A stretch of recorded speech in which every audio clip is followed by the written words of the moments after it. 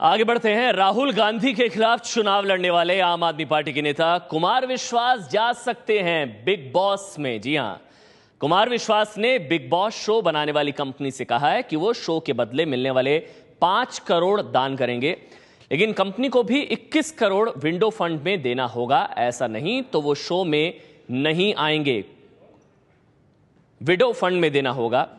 ये अब कुमार विश्वास ने शर्त रख दी। आम आदमी पार्टी के नेता कुमार विश्वास बिग बॉस शो में हिस्सा लेंगे, लेकिन उसके लिए उन्होंने एक शर्त रख दी है। हमारे साथ कुमार विश्वास खुद जुड़ चुके हैं, उनसे बात करते हैं। कुमार, क्या शर्त रखी आपने और क्या प्रपोजल था बिग बॉस की तरफ से? देखिए, ये पिछले 3 साल से लगातार ये प्रस्ताव आ रहा है और मैंने बार बार उनसे कहा कि ये एक शो मेरे अनुकूल नहीं है।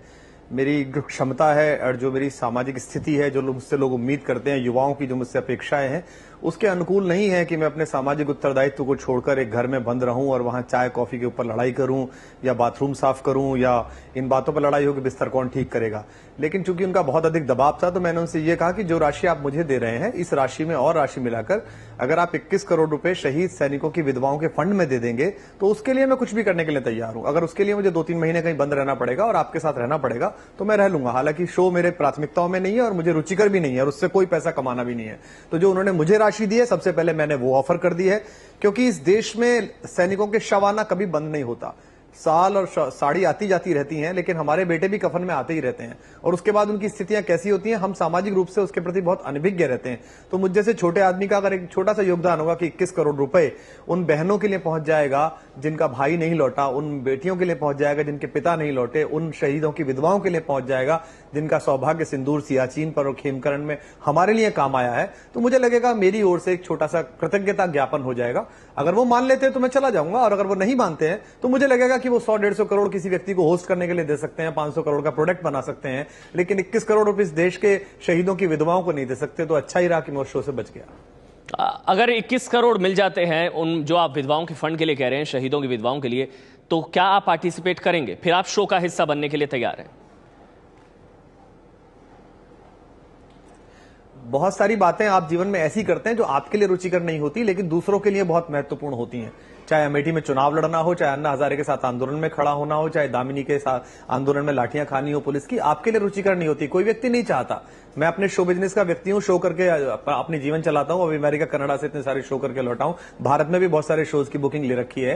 लेकिन मुझे लगता है कि अगर उनका दबाव है और एक बड़ा कार्यक्रम है, लोकप्रिय है, मानिए मत मानिए, बिग बॉस से बड़ा लोकप्रिय कार्यक्रम है, और अगर वो पिछले 3-4 वर्षों से लगातार इस कोशिश में है कि मुझे उसमें होना चाहिए, तो मेरा उसके निर्माताओं से यही अनुरोध है, यही मैंने उनको मेल किया है कि आपके प्रस्ताव पर मैंने गहन विचार किया और मुझे लगा कि ये फॉर्मेट मेरे लिए नहीं है, मुझे वहां नहीं होना चाहिए। मुझे आश्चर्य है कि 1-2 पार्टियों के सांसद वहां कैसे अपनी कॉन्स्टिट्यूएंसी छोड़ के अंदर बंद हो गए थे, सबको छोड़ छाड़ कर। मुझ जैसे व्यक्ति को तो बिल्कुल ही नहीं होना चाहिए। लेकिन अगर आपका दबाव है तो मैं आ सकता हूं, बशर्ते कि जो आप मुझे पैसा दे रहे हैं, मैं उसे कोट नहीं करूंगा क्योंकि वो प्रोफेशनल मामला है, मैं उसे अभी देता हूं शहीद विधवाओं के फंड में और आप भी उसमें पैसे मिलाइए। 21 करोड़ रुपए बहुत छोटी सी रकम है, 400-500 करोड़ का प्रोडक्ट है आपका। अगर आप 21 करोड़ रुपए दे देंगे उससे कुछ होना भी खास नहीं है, उनकी तरफ से क्या फिर भी प्रपोजल थोड़ा था? सा हमारा सैल्यूट हो जाएगा उन लोगों के लिए जो हमारे लिए जान की बाजी लगाकर इस देश की सरहदों की रक्षा। उनकी तरफ से क्या प्रपोजल था? चैनल से कोई जवाब आया? व्यावसायिक शर्तें वो तो मैं आपको नहीं बता सकता क्योंकि उसकी एक व्यावसायिक, उनकी ओर से जो नहीं, अभी इस प्रपोजल का जवाब नहीं आया। अभी तो मैंने ये कल मेल की है तो आज न्यूज़पेपर्स में ये कहीं से छपा है। लेकिन अगर उनकी ओर से प्रस्ताव हाँ में आएगा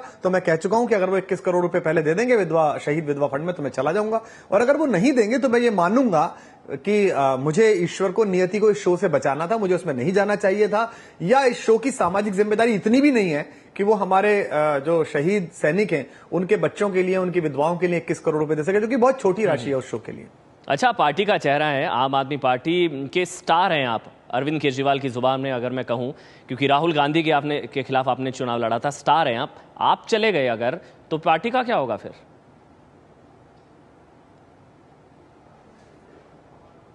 नहीं, देखिए, आम आदमी पार्टी एक आंदोलन है, अभी भी पार्टी तो है नहीं, वो एक आंदोलन है और आंदोलन किसी एक व्यक्ति के आने जाने पर निर्भर नहीं होता। ये आप देख चुके हैं। इस आंदोलन में बहुत बड़े बड़े लोग जुड़े थे लेकिन वो अलग अलग चले गए। जो लोग ये कहते थे मैं राजनीति नहीं करूंगा, वो अभी जो पार्टी जीती है उसे इंडोर्स करने लगे, उसके लिए बाकायदा ट्वीट करने लगे, प्रचार करने लगे।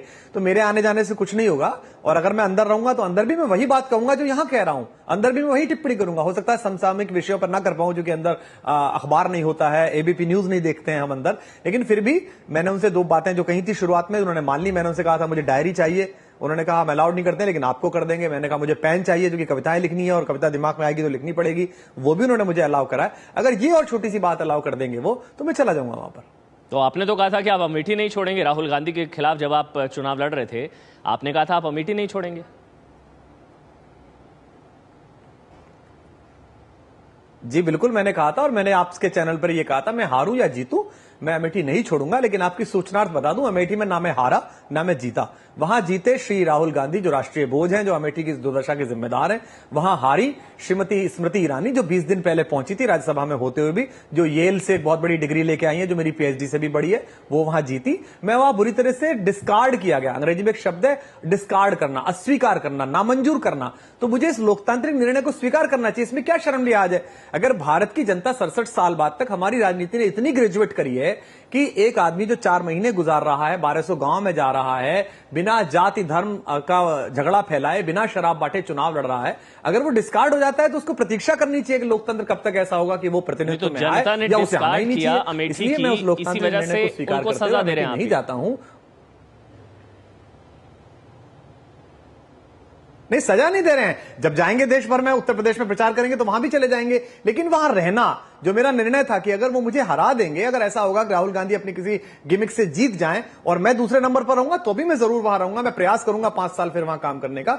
लेकिन जब आपका वहां जनाधार ही नहीं है, जब वहां की जनता का निर्णय यह है कि आपने जो 4 महीने हमारे गांवों में बिताए, जो आप सड़क सड़क पैदल पैदल गए, वो गलत है। हमारे लिए यही ठीक है कि चुनाव से 4 दिन पहले राहुल गांधी और उनके गुर्गे वहां पैसे बांटे। हमारे लिए यही ठीक है कि वहां हिंदू और मुसलमान करके पोलराइजेशन करा दिया जाए। तो मुझे लगता है कि मुझे उस जनतांत्रिक निर्णय को स्वीकार करना चाहिए। अच्छा कुमार, आप ही को क्यों चुना? आम आदमी पार्टी में और भी नेता थे, आप ही को क्यों चुना गया? क्या लगता है आपको?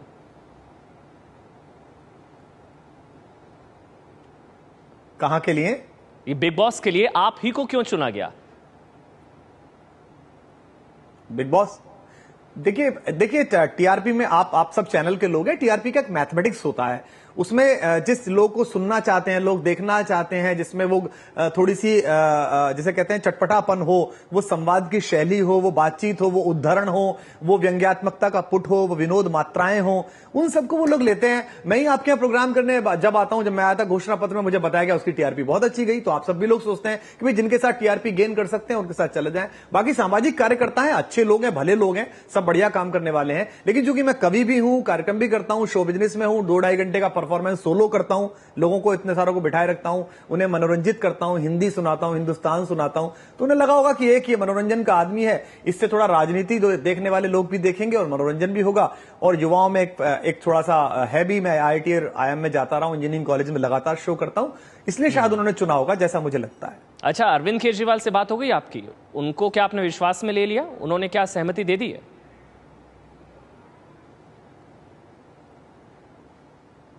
अरविंद केजरीवाल मेरे बॉस नहीं है। अरविंद केजरीवाल मेरे व्यक्तिगत निर्णयों के लिए उत्तरदायित्व नहीं है उनका कि मैं उनसे तय करूं। मैं एक सामान्य और सहज और स्वतंत्र व्यक्ति हूं। मुझे क्या निर्णय लेना है ये मेरे ऊपर निर्भर है। हाँ, मेरे किसी आचरण से संगठन को नुकसान न पहुंचे, ये मेरे लिए ध्यान देने योग्य विषय है। तो मैंने अरविंद को बताना उचित भी नहीं समझा, और अरविंद के निर्णय से मेरे निर्णय पर क्या प्रभाव पड़ेगा, मुझे कहां जाना है, क्या बोलना है। नहीं, अब बिल्कुल गलत बात है। मैं आपके इस कथन को अस्वीकार करता हूं। अरविंद केजरीवाल बॉस नहीं है, और जिस दिन उस पार्टी में कोई बॉस हो जाएगा उस दिन मैं पहला आदमी होऊंगा जो उससे बाहर निकल आऊंगा। मैं स्वतंत्र सोच के साथ काम करता हूं। प्रधानमंत्री जापान गए, मैंने उनकी प्रशंसा की कि जापान के साथ भारत के रिश्ते अगर अच्छे हो जाते हैं तो चीन के दबाव से हम मुक्त होंगे, इसमें क्या गलत बात है। लेकिन अगर गुंडागर्दी होगी, अगर एक सरकारी बंगला आप 3400 रुपए में दे देंगे पार्टी अध्यक्ष को इतनी बड़ी जगह पर, और सबको दे रखा होगा आपने इस तरह, तो उस पर भी टिप्पणी करेंगे। सच के लिए लड़ाई है, वो चाहे वहां बोलना पड़े चाहे यहां बोलना पड़े, उसमें कोई बॉस वॉस नहीं है। आपको ये मैं ध्यान दिला दूं और एक बार फिर स्पष्ट कर दूं, आम आदमी पार्टी में मैं काम करता हूं क्योंकि वो एक आंदोलन है, उसके राष्ट्रीय संयोजक अरविंद केजरीवाल हैं, इसलिए राष्ट्रीय संयोजक जो तय करेगा वो बात ठीक है। लेकिन मैं कहां जाऊंगा, मैं क्या बोलूंगा, इस बात पर किसी का निर्णय नहीं है, ये कोई तय नहीं कर सकता। अगर अरविंद केजरीवाल ने असहमति जाहिर की और बोला वो चाहते हैं कि आप ना जाएं, तब भी आप जाएंगे?